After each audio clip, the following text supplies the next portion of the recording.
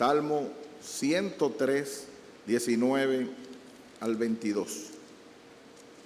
Nos vamos a centrar en el 19, pero 103, 19 al 22.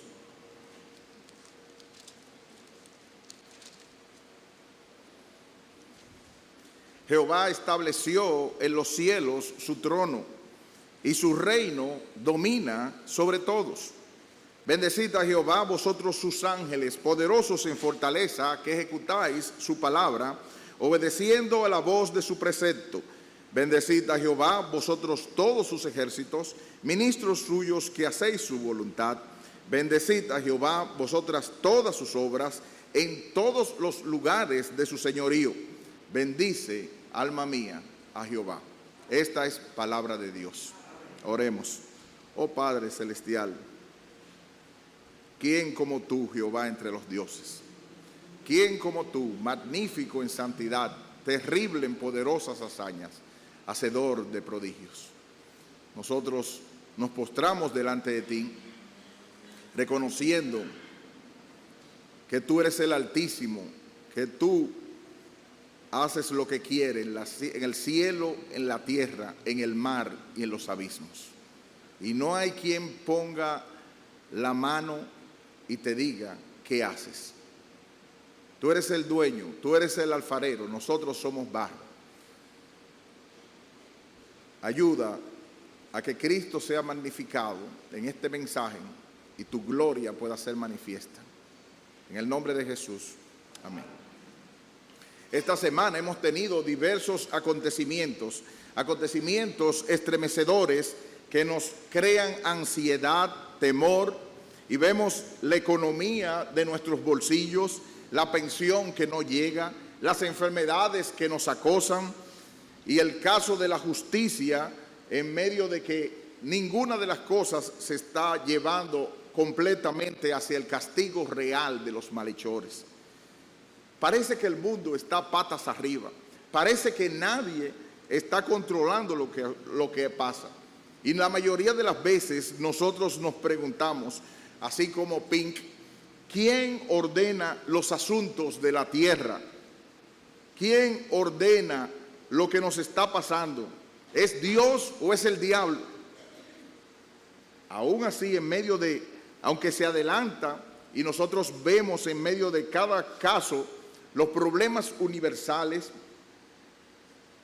nosotros pensamos, y la mayoría de los evangélicos lamentablemente tiene ese pensamiento, que se niega casi universalmente, si no directa o indirectamente, los hombres tratan cada vez más de relegar a Dios en un segundo término.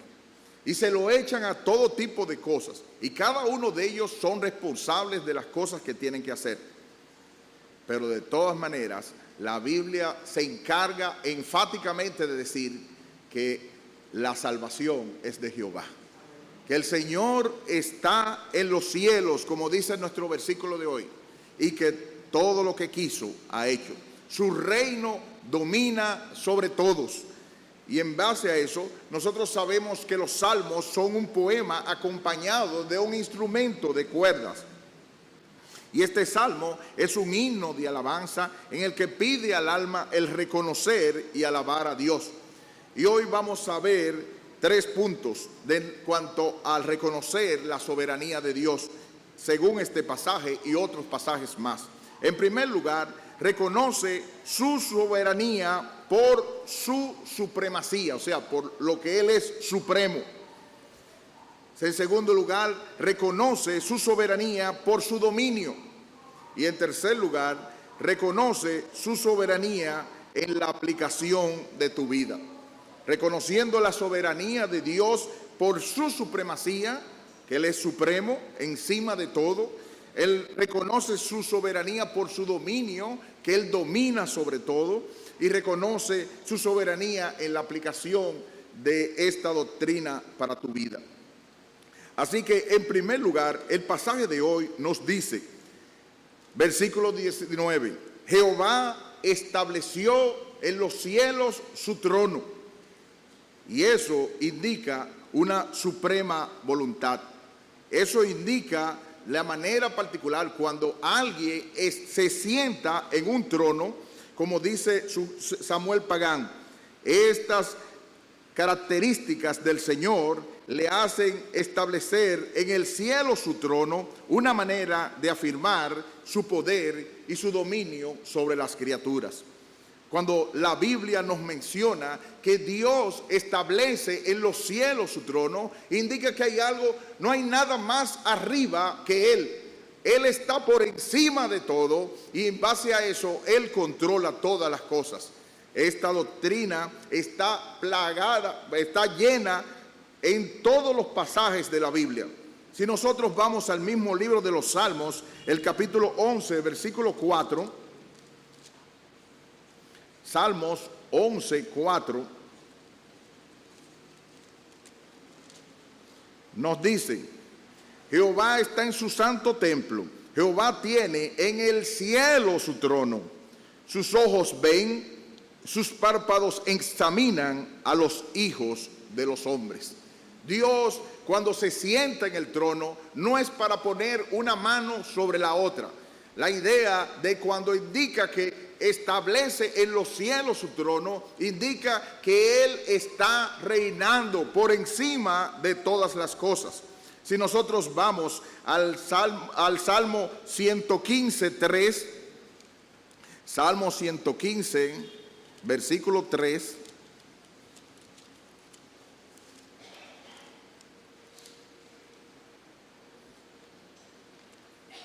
nuestro Dios está en los cielos, todo lo que quiso ha hecho. La idea de estar en los cielos, de estar reinando en los cielos, de estar sentado en el trono del cielo, indica que todo lo que Él quiere lo hace.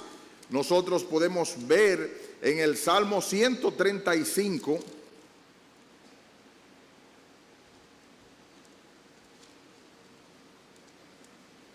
versículo 6.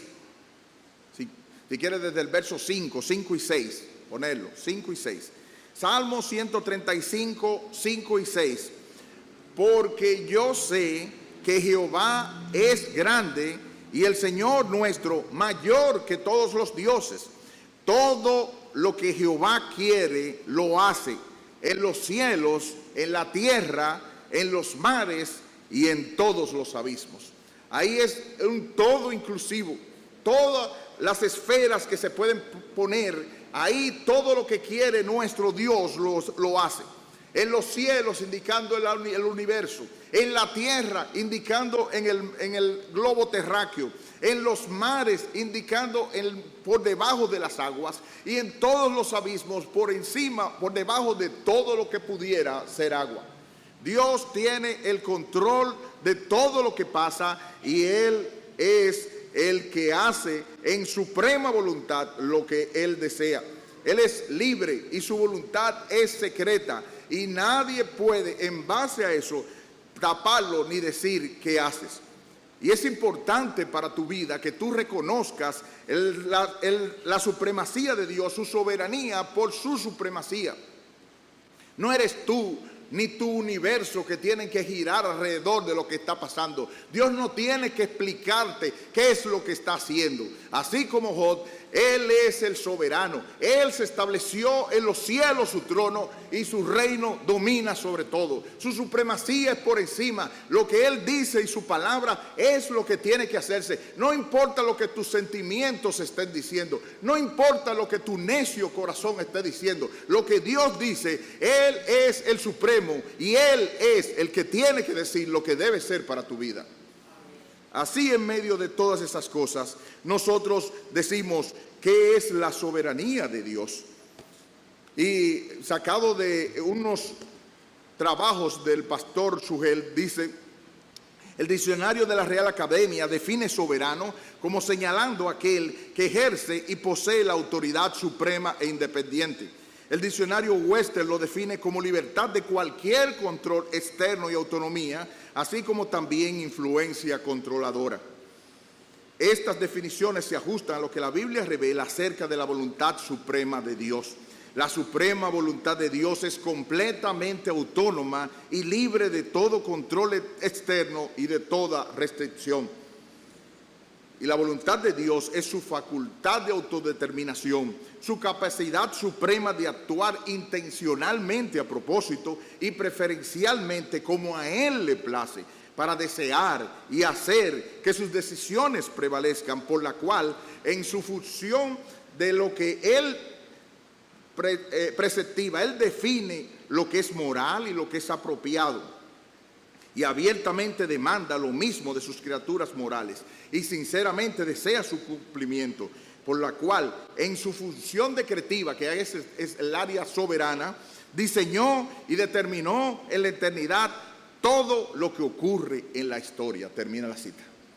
Es decir, que ese problema que tú tienes con el amigo, con la amiga, con el tío, con la abuela, eso estaba dentro de los planes de Dios.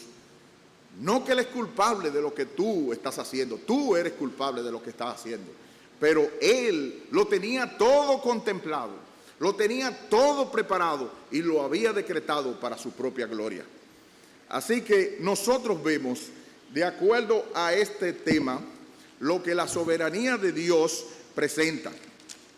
Y a A.W. Pink, definiendo la soberanía de Dios en su libro La soberanía de Dios, dice: las Escrituras afirman una y otra vez que Dios se sienta en el trono del universo, que el cetro está en sus manos, que Él lo dirige todo según el consejo de su voluntad. Nos lo presenta como el gobernante y rey de las obras de sus manos. Las Escrituras afirman que Dios es el Todopoderoso, que su voluntad es irrevocable, que es soberano absoluto en todas las esferas de sus vastos dominios, e indudablemente es preciso que así sea. Solo hay dos alternativas posibles: que Dios dirija o que sea dirigido, que Dios domine o que sea dominado, que Él haga su propia voluntad o que sus criaturas se lo impidan. A veces nosotros en los mensajes y en lo que escuchamos del pueblo evangélico, escuchamos a un Dios que da más lástima que digno de admiración. Es un Dios que es más que para que le cojamos pena. Es un Dios que está llorando a cada rato para que el hombre le haga un favor. Ese no es el Dios de la Biblia. El Dios de la Biblia es como presenta el Salmo 33, 11. Vayamos allá. Salmo 33, 11.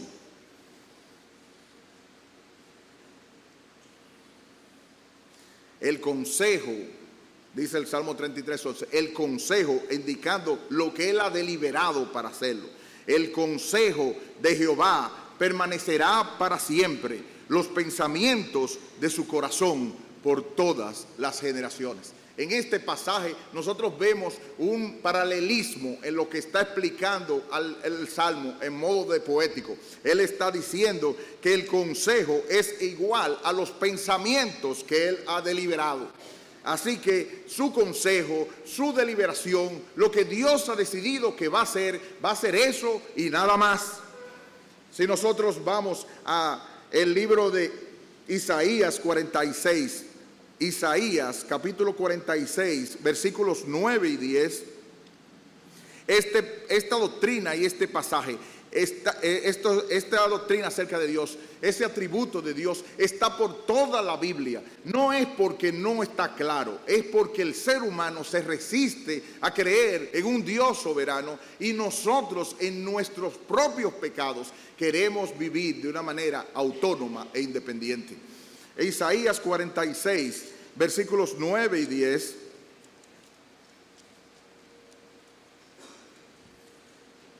Acordaos de las cosas pasadas desde los tiempos antiguos, porque yo soy Dios y no hay otro Dios, y nada hay semejante a mí, que anuncio lo por venir desde el principio y desde la antigüedad lo que aún no era hecho, que digo, mi consejo, otra vez, lo que yo pensé, permanecerá y haré todo lo que quiero. Ese es el Dios que nosotros estamos mencionando.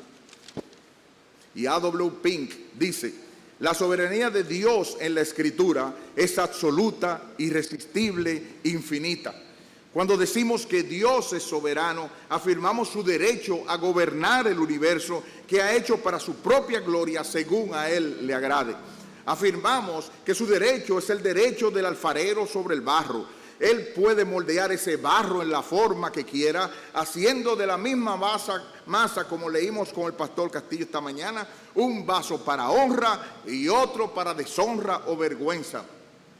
Afirmamos que Él no está sujeto a norma ni ley alguna, salvo de su propia voluntad y naturaleza, que Dios es ley a sí mismo y que no tiene obligación alguna de dar cuenta a nadie de sus asuntos. Termina la cita.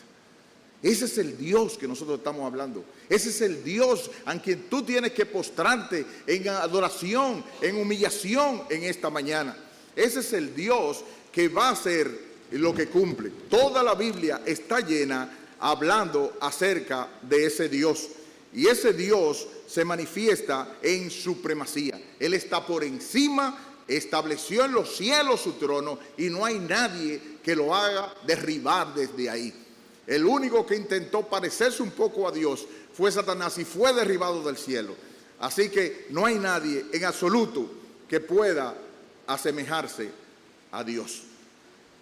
En segundo lugar, el pasaje de hoy nos dice en el Salmo 103, versículo 19, Jehová estableció en los cielos su trono y su reino o su control domina sobre todos.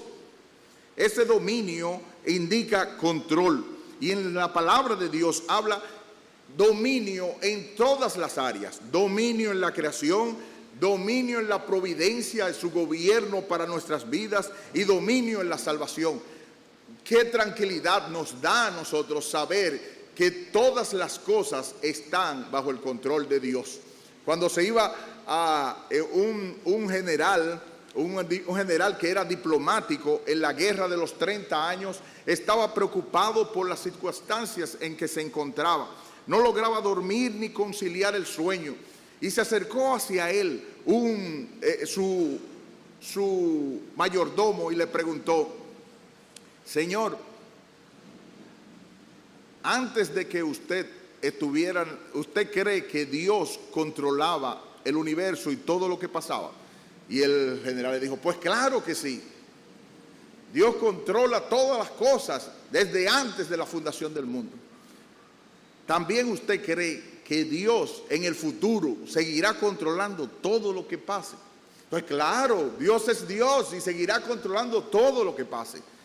Entonces, general, ¿por qué usted piensa que Dios no puede controlar lo que le está pasando ahora alrededor de su vida? Cuando el general y diplomático pensó acerca de eso, dice la historia que se recostó del otro lado de la cama y se durmió. Solo el reconocer la soberanía y el control de Dios sobre todo lo que nos pasa hará que no le estemos echando la culpa al otro, sino nuestro propio pecado, y a la vez descansando, echando nuestra ansiedad sobre Él, porque Él tiene cuidado de nosotros. Cuando Job se enfrentó en medio de los problemas y las dificultades, cuando Job enfrentó que se le cayeron, como quien dice, todos los palitos juntos, en Job capítulo 1, cuando se murieron sus hijos, se cayó la tierra, llegaron los sabeos, no comenzó a decir: esos sabeos, esos son unos ladrones, yo le voy a caer atrás, yo sé lo que voy a hacer, eso me tienen cansado, me quitaron los camellos. Ni tampoco dijo no, ninguna de esas cosas. Cuando le vino las enfermedades y en medio de todas esas cosas, el capítulo 1 nos dice en el libro de Job, capítulo 1, versículo 21. Desnudo salí del vientre de mi madre y desnudo volveré allá. Jehová dio y Jehová quitó. Sea el nombre de Jehová bendito. Es reconocer a Dios en todo lo que nos pasa. Y es reconocer que Él tiene el dominio y el control sobre las criaturas. En primer lugar, Dios tiene dominio sobre la creación y nosotros lo podemos ver. Hay tantos pasajes donde, por ejemplo, el Salmo 148, versículos 5 hasta el 13. En todo eso nosotros sabemos y por eso le oramos al Señor por los huracanes que vienen, le oramos al Señor por las dificultades que se nos enfrentan, porque nosotros sabemos que quien tiene el control de la naturaleza es Dios. No, ninguna de las otras personas va a poder hacerlo. Y el Salmo 148, del 5 al 13, dice así la palabra de Dios: alaben el nombre de Jehová, porque Él mandó y fueron creados. Los hizo ser eternamente para siempre. Les puso ley que no será quebrantada. Alabad a Jehová desde la tierra, los monstruos marinos y todos los abismos, el fuego y el granizo, la nieve y el vapor, el viento de tempestad que ejecuta su palabra, los montes y todos los collados, el árbol de fruto y todos los cedros, la bestia y todo animal, reptiles y volátiles, los reyes de la tierra y todos los pueblos, los príncipes y todos los jueces de la tierra, los jóvenes y también las doncellas, los ancianos y los niños. Alaben el nombre de Jehová, porque solo su nombre es enaltecido, su gloria es sobre tierra y cielos. Dios es quien tiene su gloria y tiene el control de todas esas criaturas. Él mandó y existió, los hizo ser eternamente y para siempre. Todos los pasajes nosotros sabemos que, como Job 14:5, no lo vamos a leer, él le dijo: hasta aquí llegarás y no pasarás. Nosotros hemos visto inundaciones, hemos visto y sabemos que el mar se mete por algún lado y se retira por el otro, pero es por el control de Dios. Dios dice hasta aquí, y hasta aquí ocurre con la creación, y nosotros estamos conscientes de eso. Pero ¿por qué razón después, cuando estamos hablando de lo que nos está pasando a nosotros y lo que está alrededor, nosotros pensamos que Dios no está controlando lo que ocurre?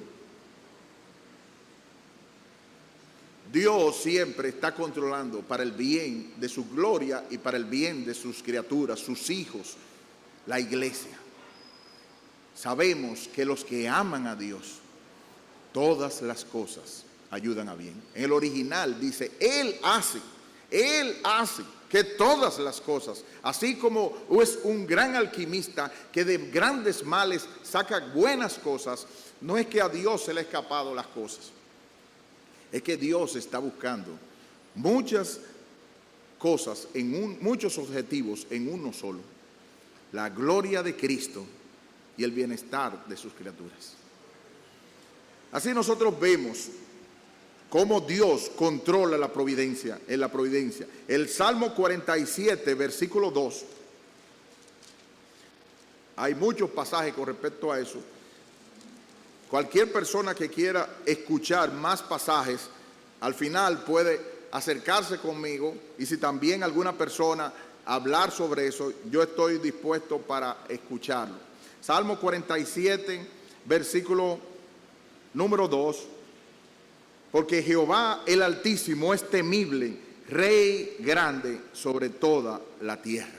Rey grande sobre toda la tierra. Un rey no es una persona, según los monarcas antiguos, no era una persona que estaba sin hacer nada y que no estaba ocurriendo nada en sus dominios y la gente, y él no tenía el control de lo que estuviera pasando. No, el rey era el monarca absoluto en todos los reinos, en todo el reino donde él estaba.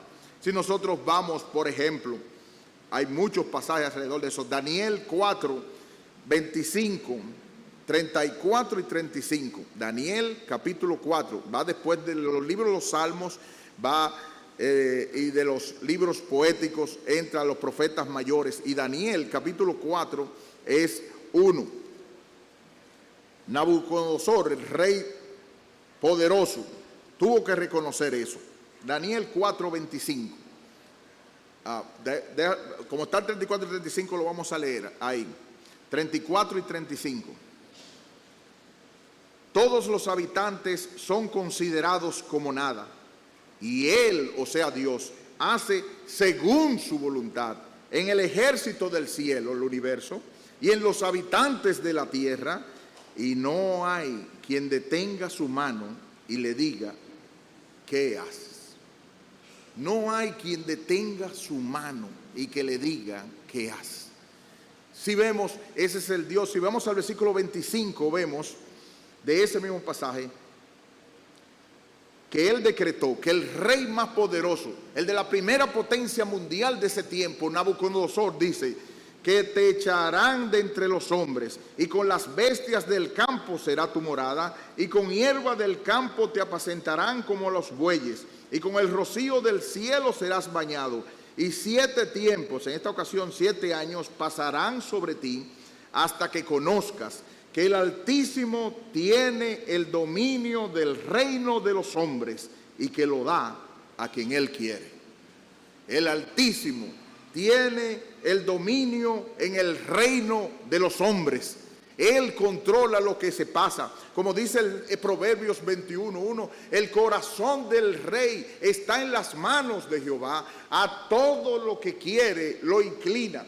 Y Él inclina los corazones. Si ese es el rey, si esas son las autoridades, ¿qué no se dirá del corazón de los hombres? Dios tiene el control de los hombres.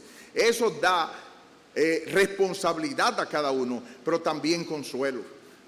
Por más que nuestros hijos estén rebeldes, por más que nuestros hijos sean pecadores, por más que nuestros hijos piensen que ellos están controlando su universo, ellos dicen, no queremos que ese reino reine sobre nosotros. Déjame decirte que Dios es el soberano, y si Dios dice, vendrán de rodillas, voluntariamente, avergonzados y como sea, porque Dios tiene el dominio sobre los hombres y Él hace lo que quiere, en la tierra, en los cielos, en el mar y en los abismos.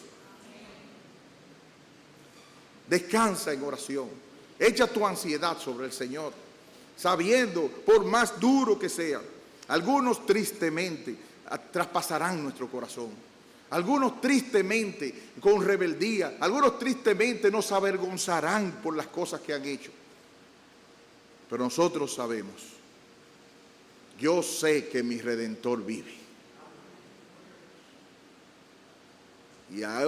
y sobre el polvo me levantará, y aún desecha mi carne, y aún desecha mi piel, en mi carne he de ver a Dios.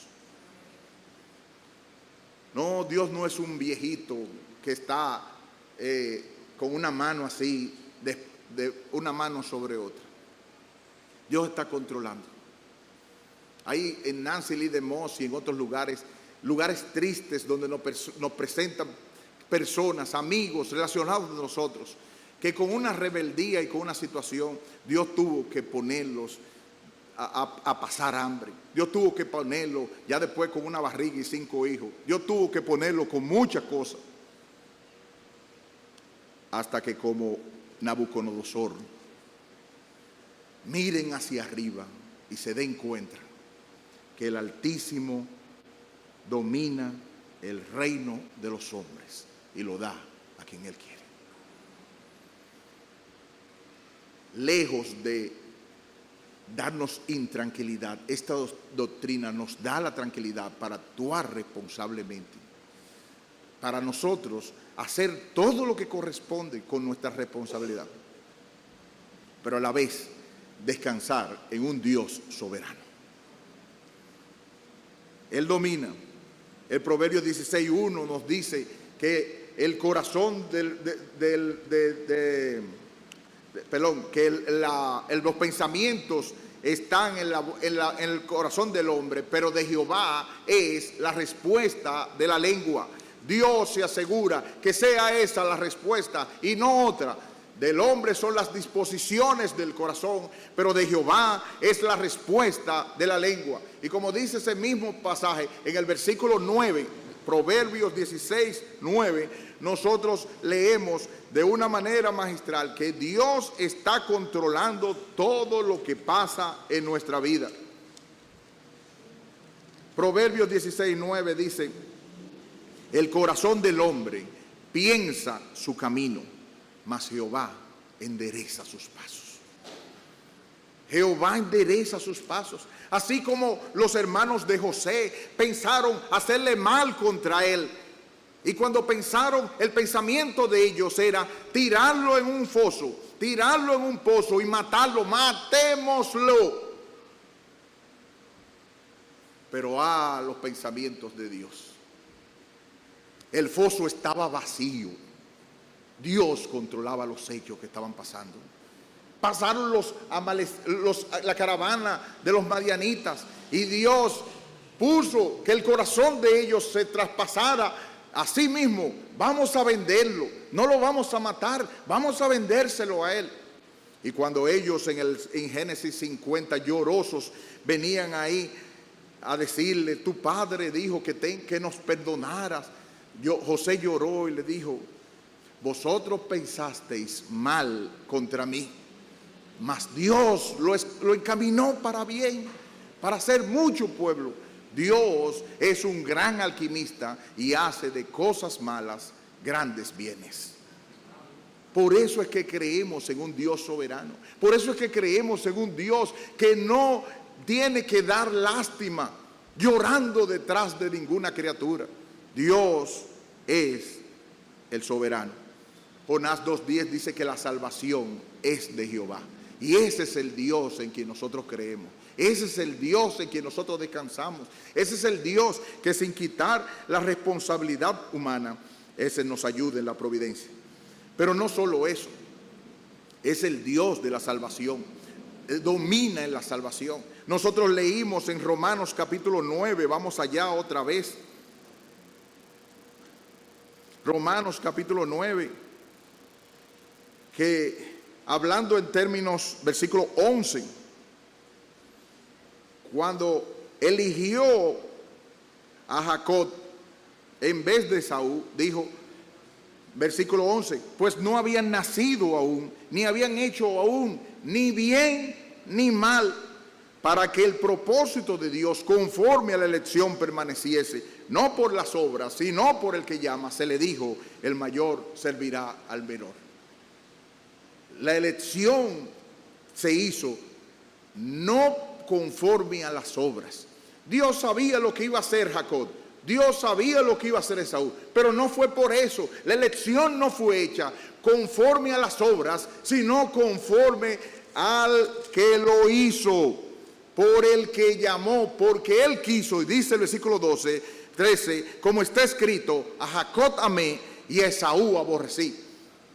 A Jacob amé y a Esaú aborrecí. ¿Cómo es posible que Esaú, un tipo que parece hasta mejor en algunas partes, en comportamiento que Jacob, un muchacho que es obediente y va y le casa al papá, un muchacho que va y hasta callado parece? ¿Por qué Dios desechaste a Esaú? ¿Por qué desechaste a Esaú? ¿Y por qué elegiste a Jacob si ese era un tramposo, si era un engañador, si era una manera como lo hizo? ¿Qué pues diremos? Versículo 14. Todo el pasaje 14 hasta el 20. ¿Qué pues diremos? ¿Que hay injusticia en Dios? En ninguna manera. Se hace injusticia cuando tú, dentro de un grupo que merece igual cantidad de cosas, coges a uno y desechas a otro. Pero nadie merece nada. Todos somos pecadores. Lo que merecemos es el infierno. Y lo que dice, pues, dice el versículo 15, a Moisés le dice, tendré misericordia del que yo tenga misericordia y me compadeceré del que yo me compadezca. Oh, grata misericordia, sublime gracia del Señor que a un infeliz salvó. Fui ciego, mas hoy miro yo, perdido, y Él me halló. Yo sí puedo decir, y gracias a Dios que también salvó a mi hermano, pero yo no era el mejorcito. Los muchachitos, los profesores venían a donde mi mamá en la escuela dominical, le traían al muchachito. Yo le digo para consuelo a mucha gente, mire, no le aguantamos a su hijo. Palabra digna y de ser recibida por todos, que Cristo Jesús vino al mundo a salvar pecadores, de los cuales yo soy el primero. ¿Y por qué fue? Por pura gracia.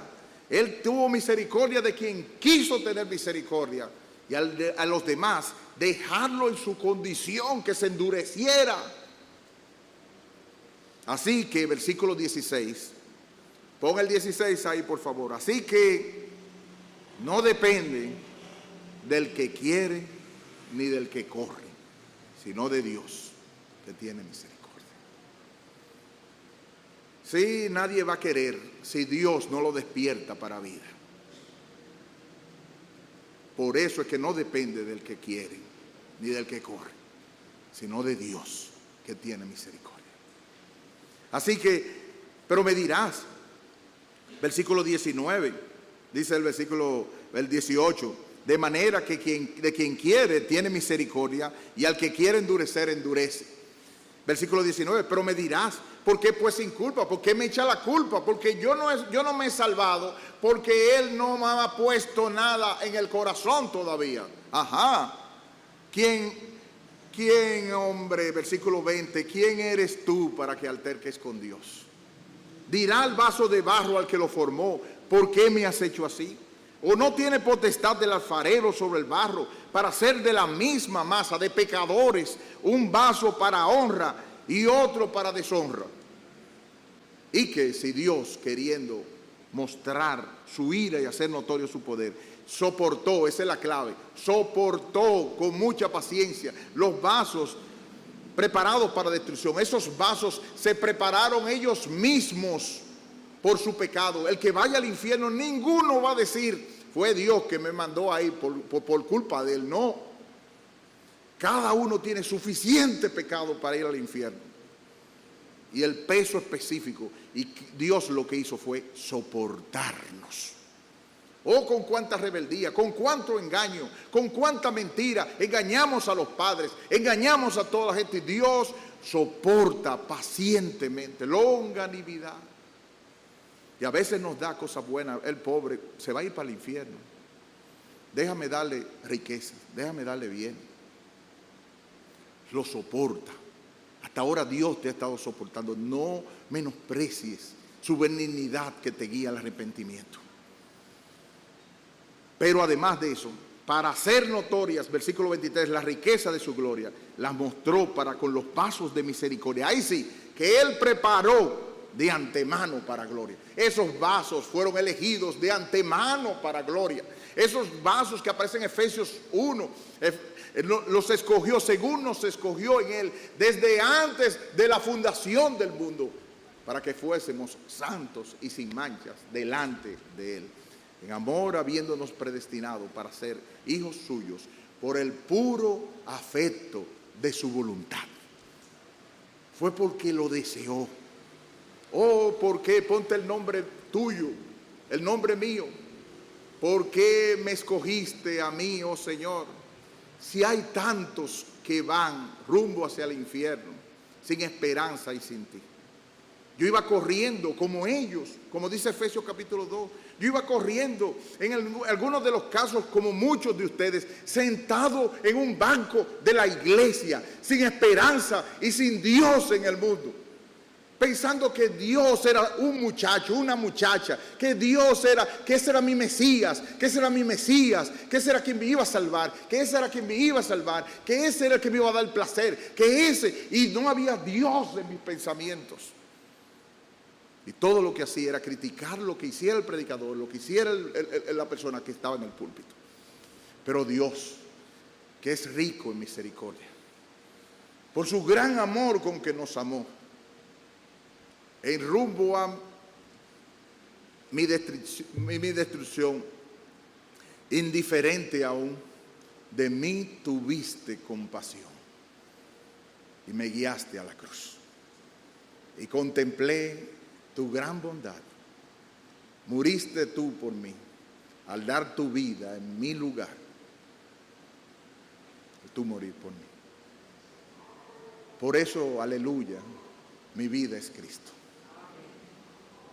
Es por eso.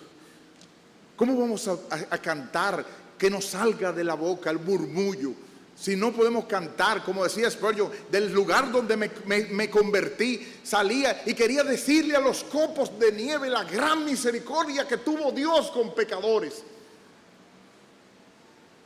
Yo quiero cantar y alabar al Señor por su gran misericordia, de que había muchos, inclusive yo, obstinado en rumbo hacia el infierno, pero de quien quiere tiene misericordia, y tuvo misericordia de mí. Alabado sea su nombre, también tuvo misericordia de ti. A manera de aplicación, hay muchos pasajes, cualquiera que los quieran, sobran pasajes de eso.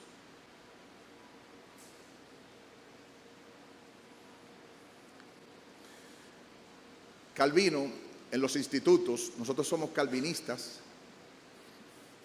Calvino en sus institutos del libro 1, capítulo 17, versículo, inciso 7 al 10, hablando sobre la providencia de Dios, su control y su soberanía, dice: cuando consigamos este conocimiento, necesariamente se seguirá el agradecimiento de corazón cuando estamos prósperos y la paciencia cuando nos pasen las cosas malas.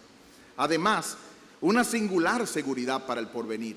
Por tanto, todo cuanto nos aconteciere conforme a lo que deseamos, lo atribuiremos a Dios, sea que recibamos el beneficio y la merced por medio de los hombres o de las criaturas inanimadas.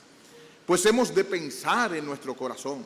Sin duda alguna, el Señor es quien ha inclinado la voluntad de estos para que me amen y ha hecho que fueran instrumentos de su benignidad hacia mí.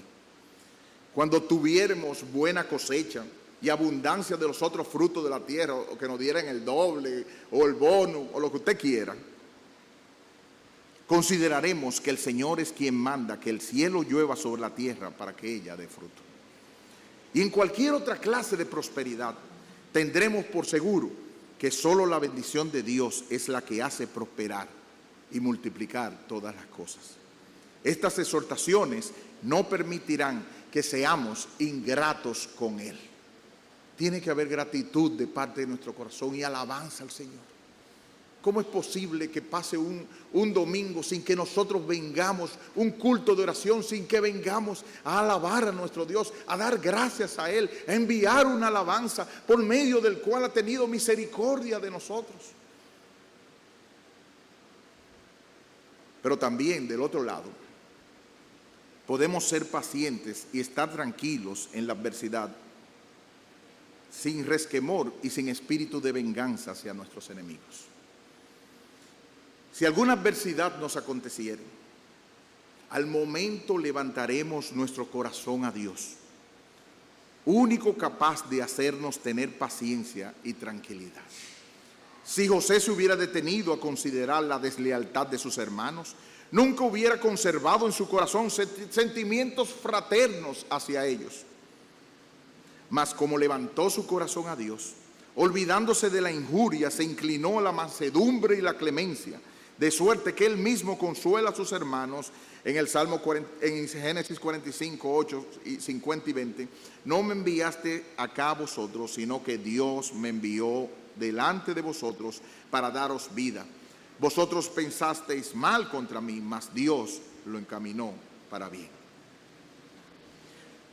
Si ningún remedio hay más eficaz contra la ira y la impaciencia, ciertamente no habrá sacado poco provecho el que haya aprendido a meditar en la providencia de Dios en este punto. El Señor lo ha querido, por tanto es necesario tener paciencia y sufrirlo. No solamente porque no es posible resistir, sino porque Dios no quiere nada que no sea justo y conveniente. En resumen, cuando seamos injuriados injustamente por los hombres, no tengamos en cuenta su malicia, lo cual no conseguiría más que exasperar nuestro dolor y provocarnos a mayor venganza, sino acordémonos de poner nuestros ojos en Dios y aprendamos a tener por cierto que todo cuanto nuestros enemigos intentan contra nosotros ha sido permitido y aún ordenado por justa disposición de Dios. Pero si las adversidades y miserias que padecemos nos vienen por otro medio distinto de los hombres, Acordémonos de lo que enseña la ley, que toda prosperidad viene de la bendición de Dios y que todas las adversidades son otras maldiciones suyas. Y llenémonos de terror aquella horrible amenaza. Si ustedes andan conmigo en oposición, yo también procederé en contra de vosotros. Levítico 26. Palabras con las que se pone de relieve nuestra necedad, porque nosotros, según nuestro sentir carnal, tenemos por cosa fortuita y sucedida al acaso todo cuanto acontece, sea bueno o malo, y no nos conmovemos con los beneficios que Dios nos hace para servirle, ni tampoco nos sentimos incitados a arrepentirnos con sus castigos. Sin embargo, el hombre que teme a Dios no dejará de tener en cuenta las causas inferiores. Todos somos deudores y estamos obligados, conforme a la oportunidad, a ser agradecidos con otras personas. En conclusión, glorificaremos y ensalzaremos a Dios por los beneficios que Él recibimos y los reconoceremos como autor principal de ellos, pero también honraremos a los hombres como ministros y dispensadores de los beneficios de Dios y nos daremos cuenta de que ha querido que nos sintamos agradecidos a ellos. Pero si yo por mi negligencia o inadvertencia sufrimos algún daño, tengamos por cierto que Dios así lo ha querido. Sin embargo, no dejemos de echarnos la culpa a nosotros mismos. Si algún pariente o amigo nuestro muere por nuestra negligencia, Dios está en control de lo que hacen, pero debemos lamentarnos por no haber cumplido con nuestro deber. Y en cuanto a lo porvenir, tendremos en cuenta de modo particular las causas inferiores que hemos hablado. Tendremos como una bendición de Dios que nos dé los medios humanos para nuestra conservación. No dejaremos de deliberar, o sea, de conversar y pedir consejo, ni seremos perezosos en suplicar el favor de aquellos que pueden ayudarnos. Más bien pensaremos que cuanto la criatura puede ayudarnos, es Dios mismo quien lo pone en nuestras manos. Y usaremos de ellas como legítimos instrumentos de la providencia de Dios.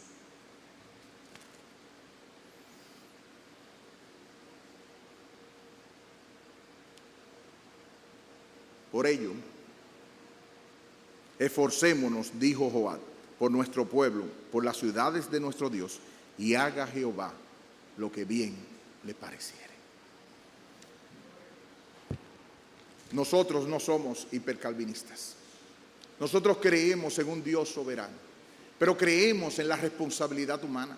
No es que Dios hace la mitad y tú la mitad. Dios lo hace todo y tenemos pasajes para mostrarlo y el tiempo no nos da. Dios lo hace todo, aún el querer como el hacer, por su buena voluntad. Pero en ese mismo pasaje dice, ocupaos en vuestra salvación con temor y temblor. Dios es soberano y el hombre es responsable. Lo que nos da es acercarnos en responsabilidad delante de ese Dios soberano y adorable. Hoy venimos a Santa Cena. Hoy debemos preparar nuestro corazón. Debemos tratar de encontrarnos con Dios. Si hemos agraviado a nuestro hermano, tenemos que pedir perdón. Tenemos que acercarnos, pero tenemos que confiar en un Dios soberano. Y si tú no tienes a Cristo, Dios te trajo esta mañana, para que escuches el mensaje de la salvación. Si tú quieres conocer más acerca de Jesucristo, yo voy a estar aquí unos minutos, o el pastor también va a estar aquí, o con cualquier hermano que tú quieras.